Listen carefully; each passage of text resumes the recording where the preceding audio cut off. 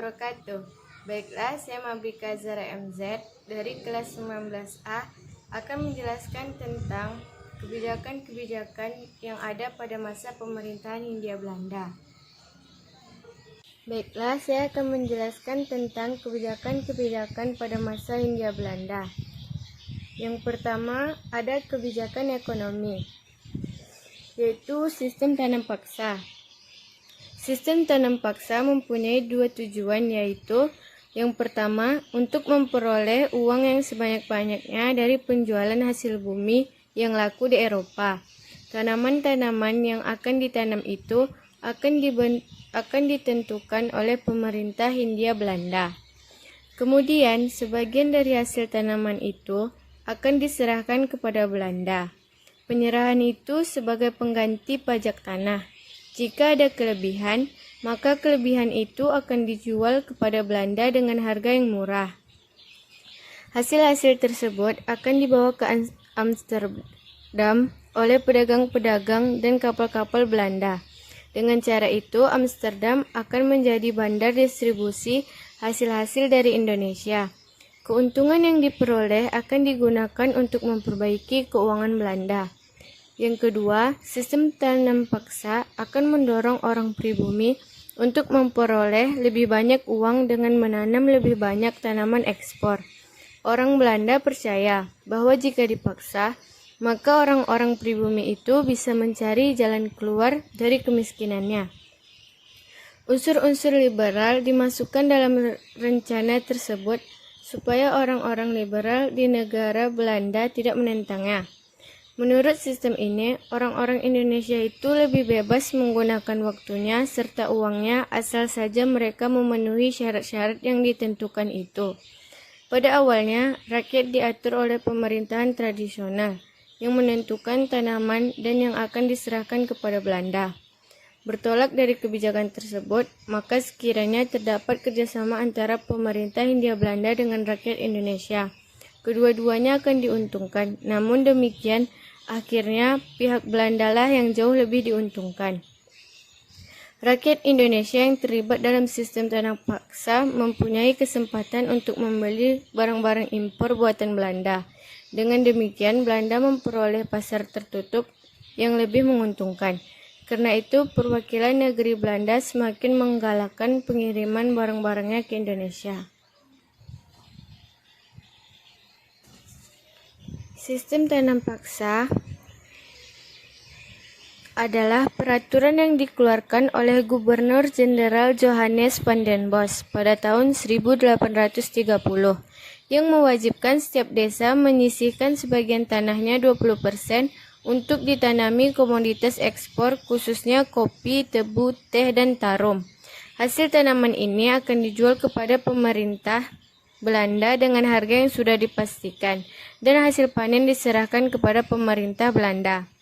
Penduduk desa yang tidak memiliki tanah harus bekerja 75 hari dalam setahun 20% pada kebun-kebun milik pemerintah yang menjadi semacam pajak.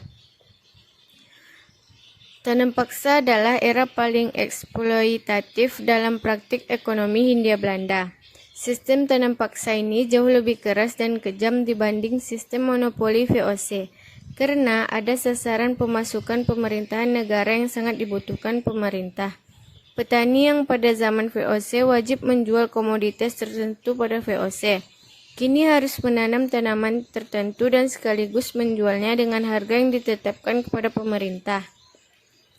Aset tanam paksa inilah yang memberikan sumbangan besar bagi modal pada zaman keemasan kolonialis liberal Hindia Belanda pada 1835 hingga 1940.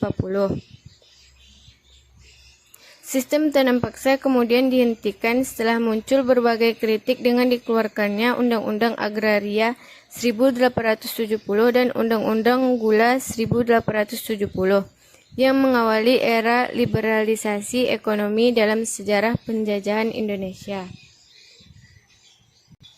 Baiklah, kebijakan yang kedua yaitu kebijakan politik, yang mana salah satunya politik pintu terbuka.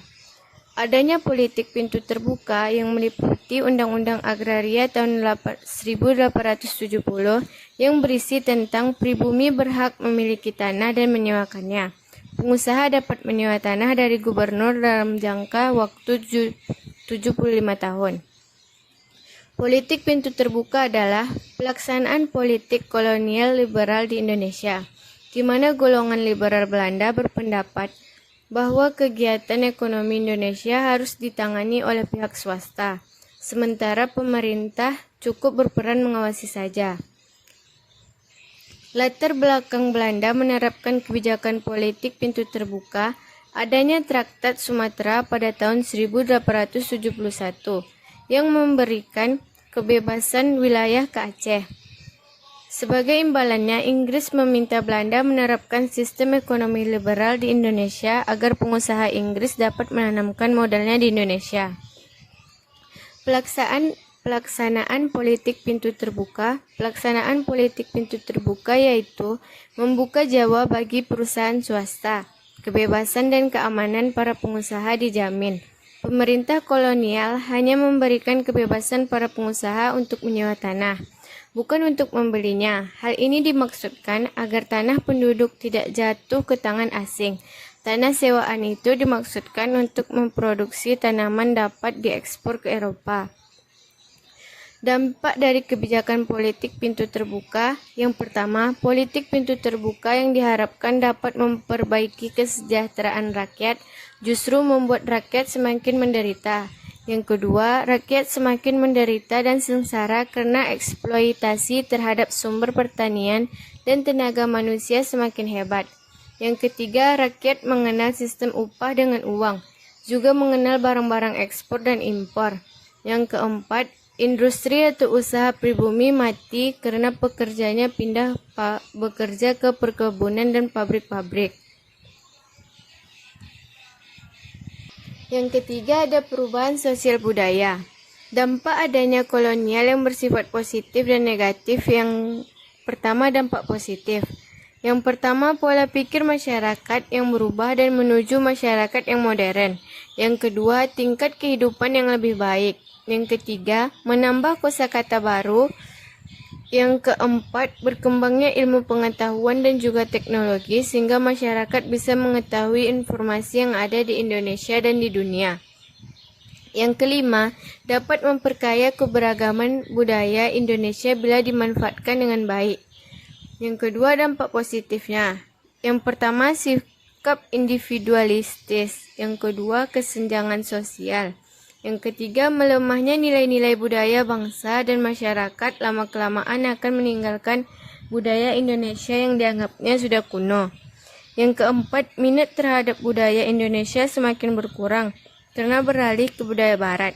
Sebagai contoh, anak muda yang akan lebih minat dengan tarian modern daripada tarian tradisional. Yang kelima, menggunakan busana yang tidak sesuai dengan norma yang berlaku di Indonesia. Lalu dampak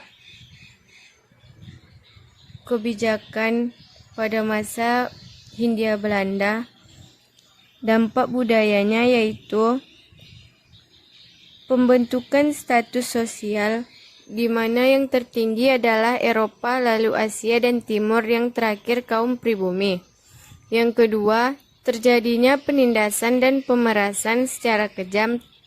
Tradisi yang dimiliki oleh bangsa Indonesia seperti upacara dan tata cara yang berlaku dalam lingkungan istana menjadi sangat sederhana, bahkan cenderung dihilangkan.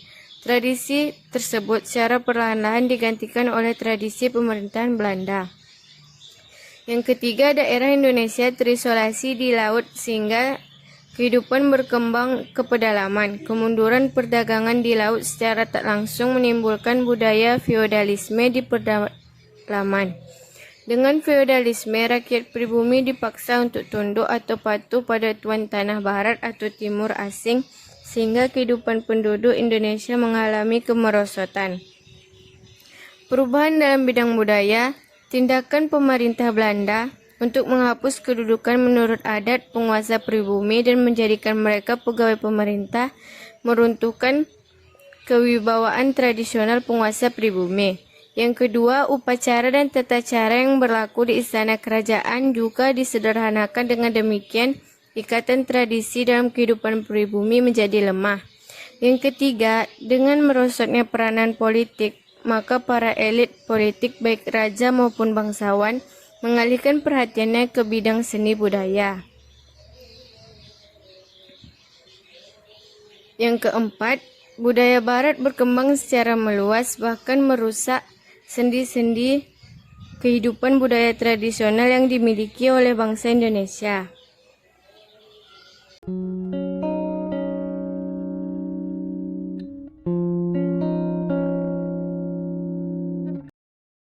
Sekian penjelasan saya tentang kebijakan-kebijakan pada masa pemerintahan Hindia Belanda. Apabila ada kesalahan, mohon dimaafkan. Assalamualaikum warahmatullahi wabarakatuh.